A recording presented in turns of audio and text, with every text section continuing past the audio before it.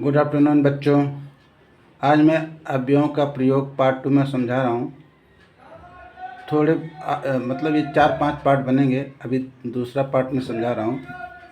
Actually English की हमारी ज़रूरत कभी होती है। No need of English in your personal life, but in future life, professional life, we need English to speak.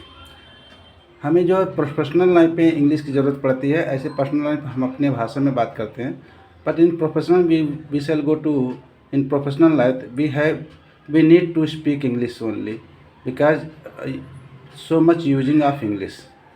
अब पार्ट में अवयवों का जो समझा रहा हूँ, जैसे यूं ही, ये छोटे छोटे जो वर्ड होते हैं ना, हमको बोलने में बहुत तकलीफ़ देते हैं, तो मैं आपको वही समझा रहा हूँ। यूं ही मतलब नो रीज़न विदाउट रीज़न। अब इसका जैसे उसने मुझे यूं ही घर से निकाल दिया, तो यूं ही मतलब कि विदाउट रीज़न या no reason. He turn me out, no reason या विदाउट रीज़न। उसने मुझे गाली यूं ही दी। उसने मुझे गाली क्यों दी? यूं ही तो महाशय। Why did he abused me without any reason या नो रीज़न। वह यूं ही भटकता फिरता है। यूँ यहाँ पे यूं ही का मतलब वही हुआ एमलेसली या विदाउट रीज़न। एमलेसली भी होता है, जैसे वह यूं ही भटकता रहता है। He wonders about without any purpose और एमलेसली। वह यूं ही गेंद को मार रहा है। He kicks the ball aimlessly, यूं ही। तो ये यूं ही जो है ना, हमको बोलने में कभी कभी हम नहीं समझ पाते कि यूं ही का इंग्लिश क्या होगा। ये छोटे छोटे जो वर्ड्स होते हैं ना, ये हमको बोलने में बहुत तकलीफ देते।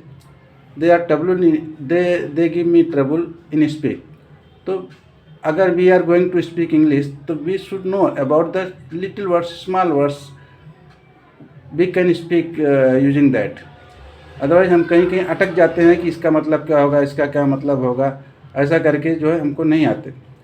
जैसे अभी यूं भी, वो बोलते हैं ना, यूं भी आप ये कह सकते हो, यूं भी आप वो कर सकते हो।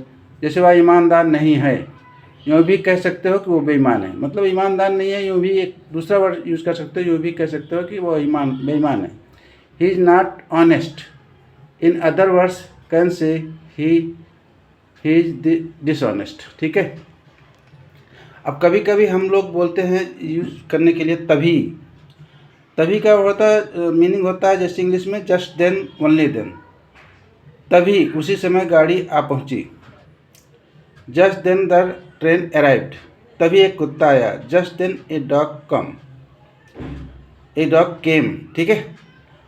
तो और दूसरा एक वर्ड आता है आपको कभी कभी, अभी तक या अब तक। तो इसको आप कभी भी देखो, so far, till now, by now, still at का यूज होता है। वो एग्जाम्पल के तौर पे आपको मैं बता देता हूँ।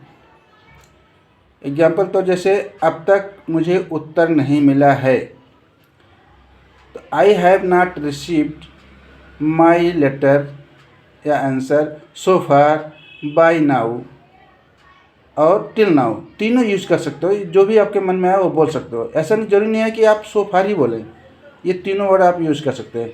ट्रेन अभी तक स्टेशन पर है। अभी तक मतलब अभी भी। अभी भी का मतलब हुआ कि अभी भी मौजूद है।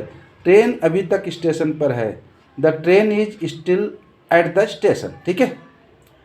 ट्रेन अभी तक नहीं आई है। देखो लास्ट में आपको एट का यूज है, एट का। तो एट का मतलब क्या हुआ?